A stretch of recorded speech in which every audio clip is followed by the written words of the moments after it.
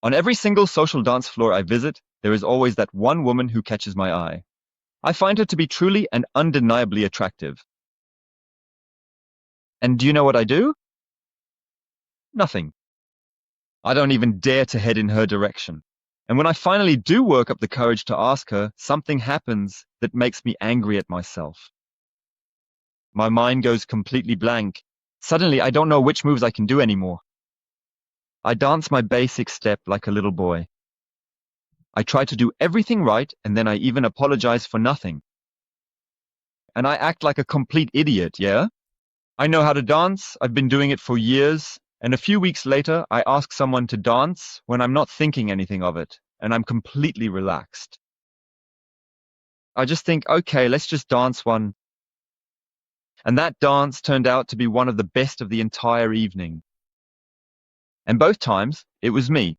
The same body, the same years of experience, the same figures in my head. And yet they were two completely different dancers. Why do I dance with one like a beginner and with the other like the best version of myself? And the answer has nothing to do with technique, and it doesn't just apply to the dance floor. It applies to every relationship you've ever had. Today, we're talking about the difference between the person you want and the person with whom you become free. Viva la conexión.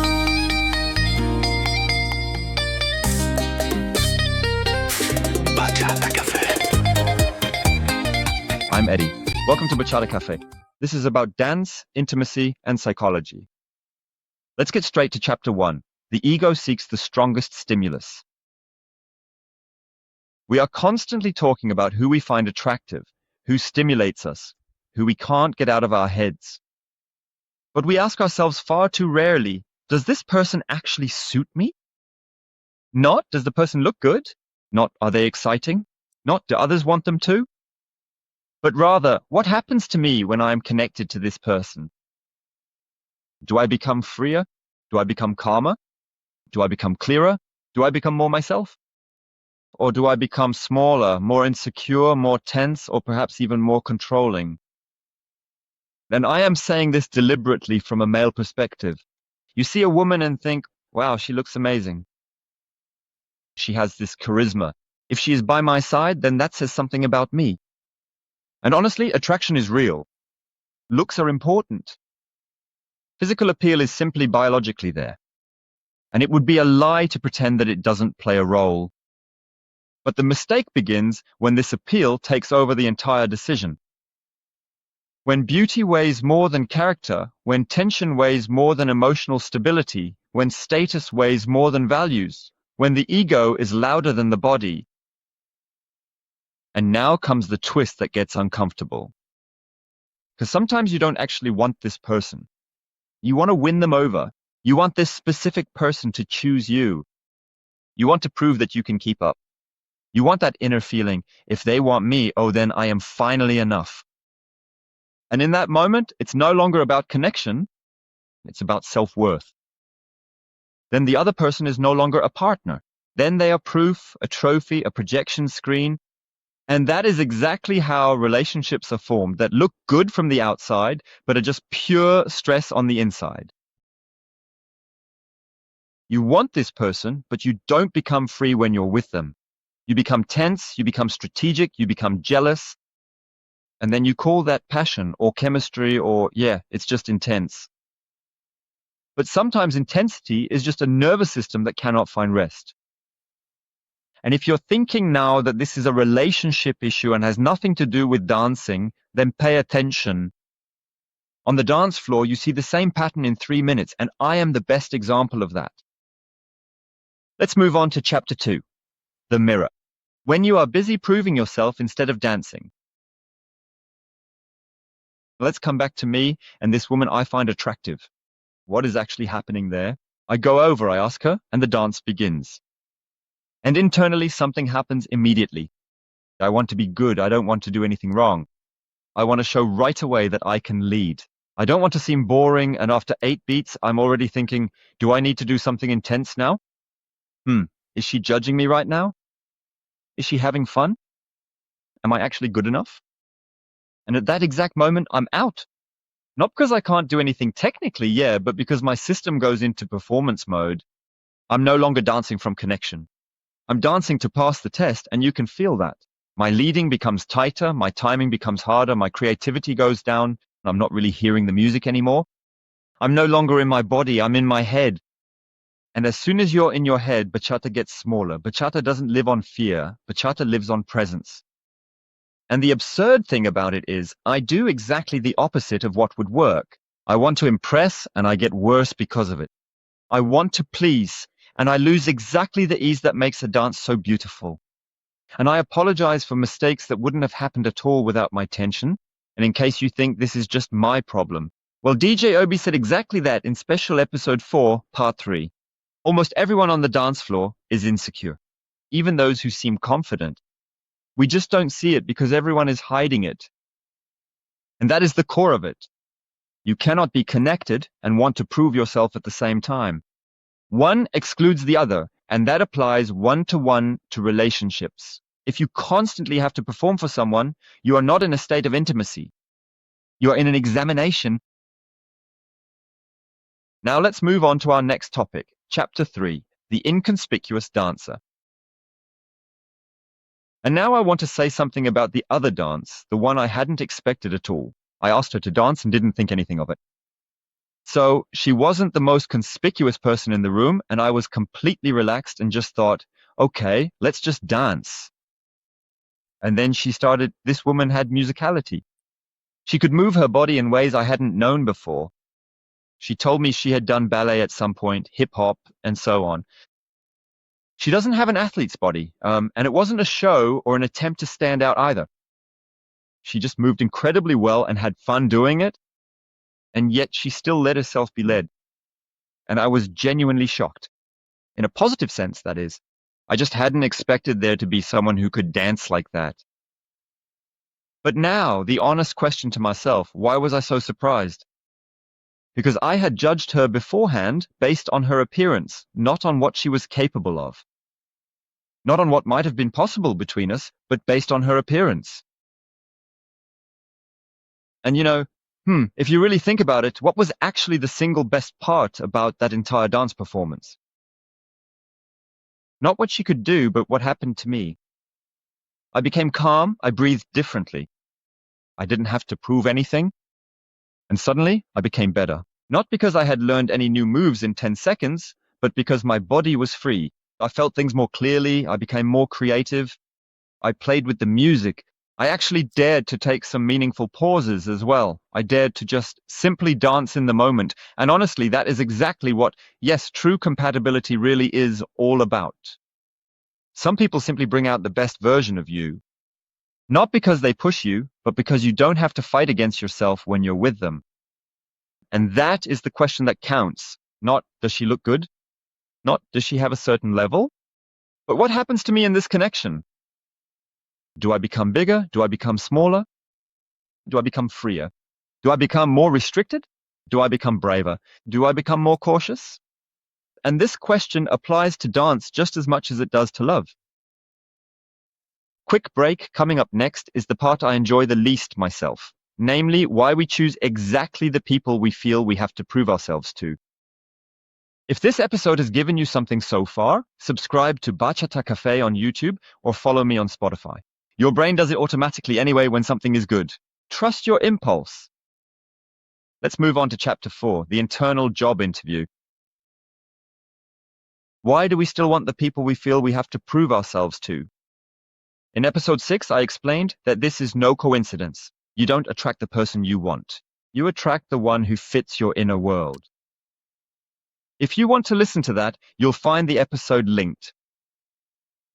Today I'm talking about something else, not about why it happens, but about what you do when you recognize it. Because the pattern is brutally visible in the dance. Yes, the dancer who gives you no warmth, no smile, no resonance suddenly becomes more interesting. Not because the connection is better, but because your ego thinks, why am I not getting her now? Why doesn't she recognize what I can do? And then you start chasing her in your dance, not physically, but internally. You want to convince her. You want her to think at the end, he was actually good. And you want to dance with her again afterwards. Why? Because you aren't finished with it internally yet. Next time, I'll do it better. Next time, she'll realize that I'm good. And that is exactly how relationship patterns are formed. Next time we meet, it will be better. Next time we talk, she will understand me. Next time, I will get the warmth I am looking for. And at some point, you realize you are not in a connection. You are in an internal job interview. You are applying for value, for closeness, for respect, for validation. And that is not a place where love can grow. That is a place where you lose yourself. And here is the test that separates the two. A good connection does not break over small mistakes. A bad connection requires perfection just to function at all. And you can see that immediately when dancing. If a move doesn't work out and both stay in it, both laugh, both turn it into something new, then often the most beautiful moment is created precisely because of that. Because connection is stronger than judgment. But if a small mistake immediately destroys the energy, if coldness sets in right away, if that look appears immediately as if you had failed, then you already know a great deal about that dynamic. Not about the person as a whole, but about this connection.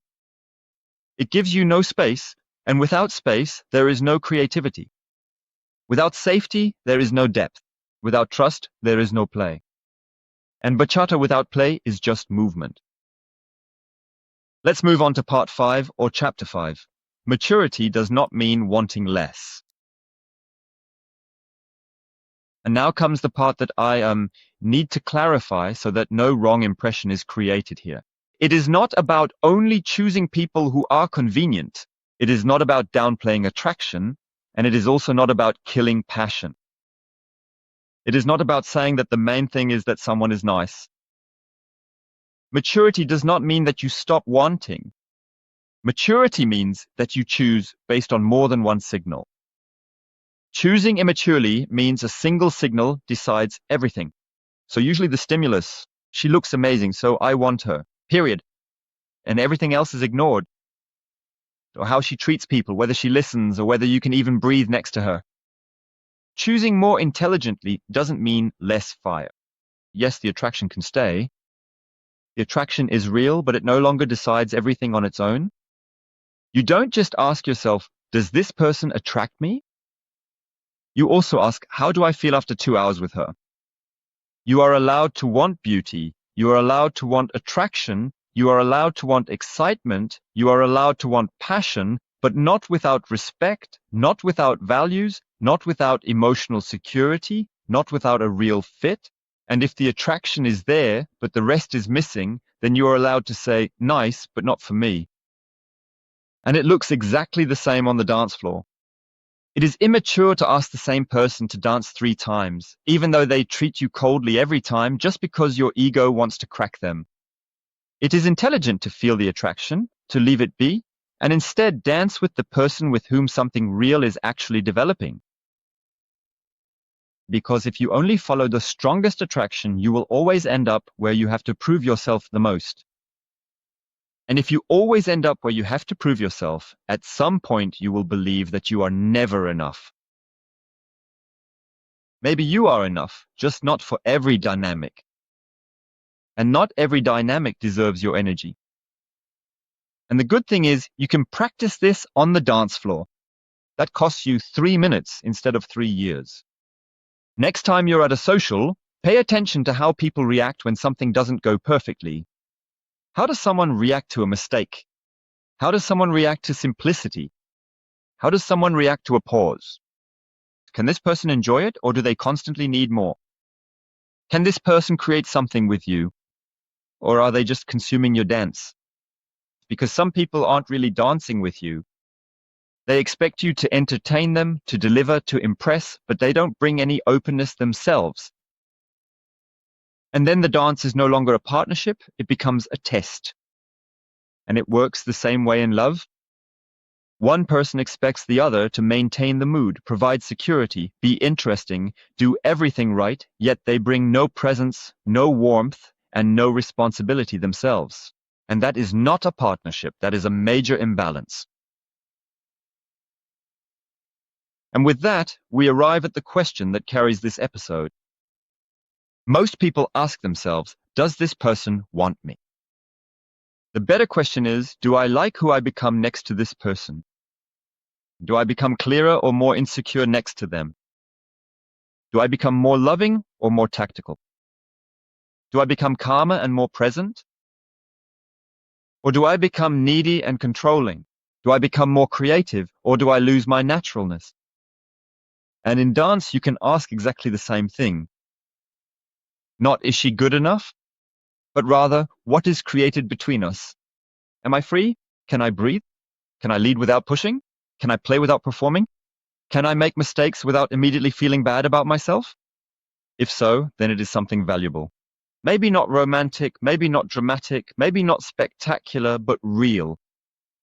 And authenticity is sometimes quieter than stimulation, but in the long run, much stronger.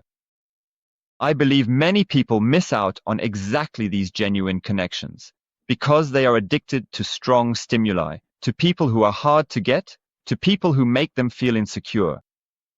But a genuine connection does not feel like a constant struggle for worth.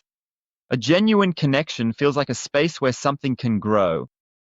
And this space is not boring. On the contrary, only when you feel safe can you really go deep. Only when you are not being judged can you truly become creative. Only when you are not afraid of doing something wrong can you truly play. And your limiter, or yes, a limitation I must make, otherwise I would be dishonest. A good dance does not prove that a person fits into your life. I said that in episode 9 and it applies just as much here. The dance shows the potential, but everyday life decides whether it is really there. But the dance shows you one thing very honestly, whether you are free next to this person or not. And that is information you won't get anywhere else as quickly. By the way, I still get nervous approaching some women. That didn't just go away that quickly. And just because I'm doing an episode about it now, doesn't mean it's solved immediately, even if I know what's happening now. But sometimes it's enough to get out of your head and back into your body a step earlier. Because I notice, yes, now I find her super interesting again. Now my nervous system is starting to freak out. Take a deep breath, calm down, just go there and have fun. That's why, before you keep scrolling, subscribe to the Bachata Cafe on YouTube or follow me on Spotify. Your brain does that automatically anyway when something is good.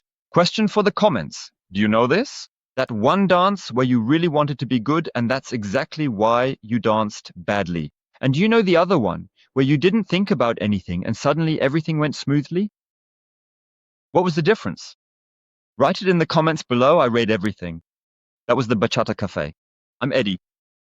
See you soon. Viva la conexión.